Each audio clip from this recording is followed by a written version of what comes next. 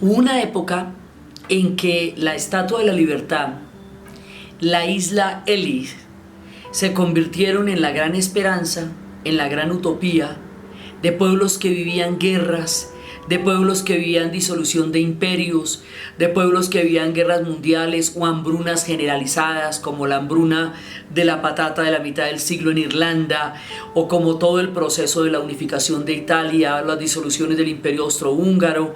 Una época en que todos estos pueblos que huían de procesos durísimos encontraban en la isla Ellis el punto donde serían acogidos, y en la Estatua de la Libertad la imagen de lo que sería el futuro de una nueva vida.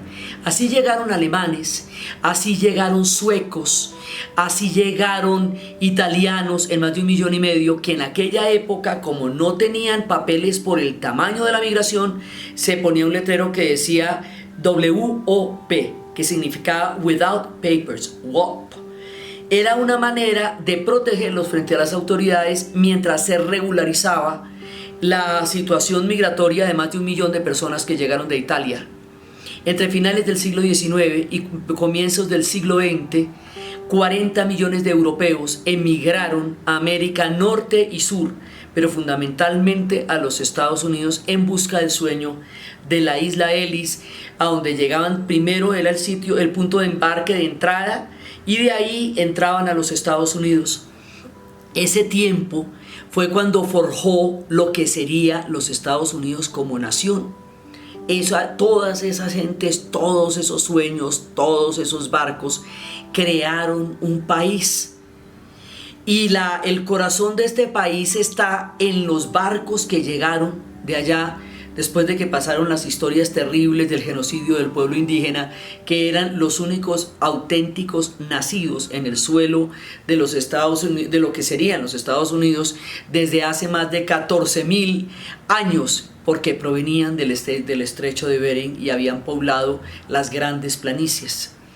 Pero después, cuando llegaron todos estos pueblos encontraron allá una acogida, y eran las tierras que hacían posible la utopía.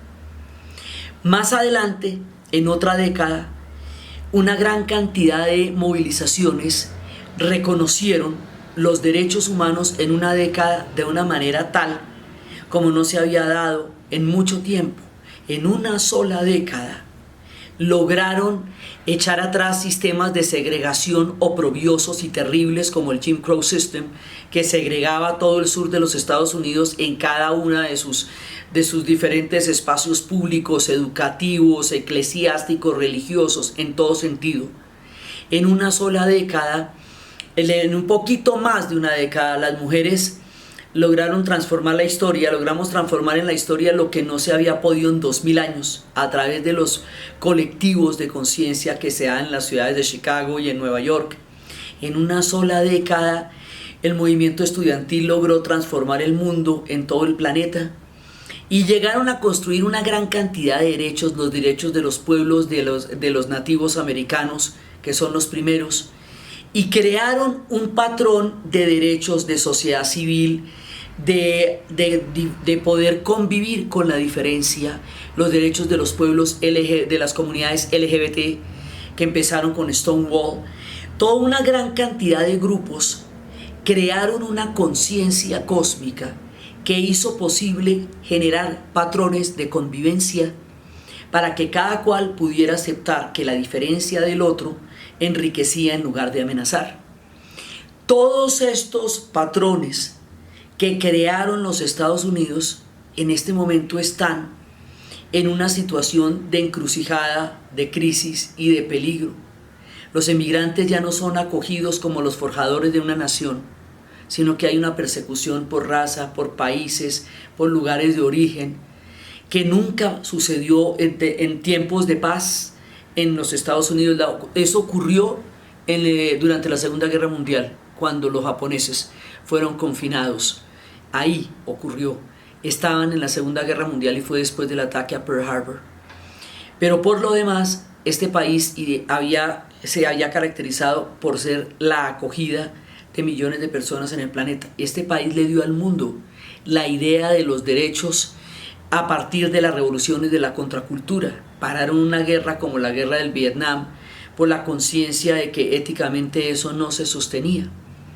Ahora este país está enfrentando una encrucijada de valores como nunca antes en la historia. La persecución a los emigrantes genera un síntoma de alarma muy grande para todo el mundo, al punto de que hay rebeliones dentro de los mismos funcionarios del Estado, porque las órdenes, como nos decía Thoreau, los fines y los medios no son separables.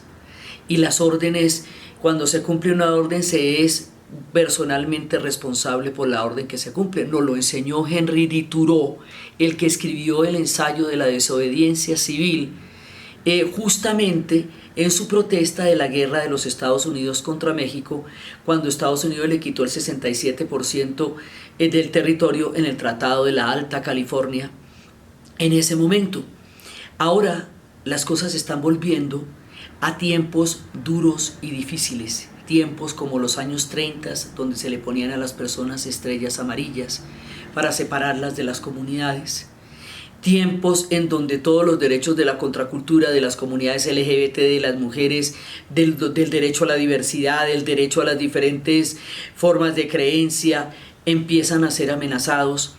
Es un momento muy duro, es un momento crítico y es un momento de una gran encrucijada, porque es el momento en que ellos tienen como hacia dónde se va su direccionalidad, hacia todos los derechos que ellos han construido, vivido y enseñado al mundo, o hacia la reversa de la moneda en la cual todos esos derechos se ven amenazados. Decía en un momento dado Jean-Paul Sartre, nunca fuimos más libres que durante la invasión nazi, y eso levantó muchísimo apoyo en Francia. Lo que él quería decir era que solo entonces Francia pudo valorar lo que realmente era la libertad.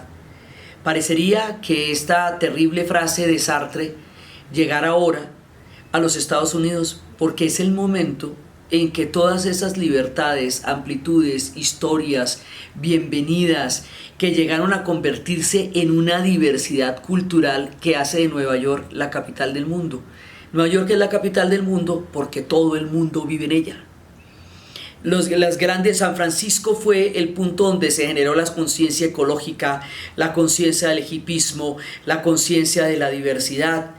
En esas ciudades, llamadas ciudades santuario, se han dado grandes transformaciones de conciencia y el planeta se ha encontrado en ellas. Ahora, en este momento, los Estados Unidos se debate entre la historia de toda la diversidad que le han enseñado al mundo y que tanto los ha enriquecido, empezando por Silicon Valley, donde están los grandes científicos que provienen de todas partes, provienen de India, provienen de Irán, provienen de una gran cantidad de sociedades, empezando por toda la cantidad de cerebros que han estado, Einstein mismo, ¿no? Pues todos ellos venían de otras partes. Hollywood se creó con todos los que venían del imperio austrohúngaro disolviéndose. Lo que los emigrantes han hecho por la historia de los Estados Unidos es un legado de riqueza muy grande. Ahora, en este momento, están en la encrucijada entre ese mundo cosmopolita enriquecido que articula todos los cerebros para generar nuevas ideas, o el viejo fantasma del racismo que tanto tiempo se les ha aparecido como un fantasma que es difícil de conjurar, por el que se enfrentaron en la guerra de secesión, y desde la guerra de secesión están intentando conjurar los fantasmas que quedaron atrás de la esclavitud y del racismo. Hoy por hoy, los Estados Unidos está en uno de los momentos más duros de su historia. Se debate entre esas dos tendencias, su cosmopolitanismo, sus derechos, su sentido profundo de la libertad, o todas estas historias de xenofobia, de racismo y de intolerancia que en muchas ocasiones generaron graves problemas históricos. Es la hora de la verdad para los Estados Unidos.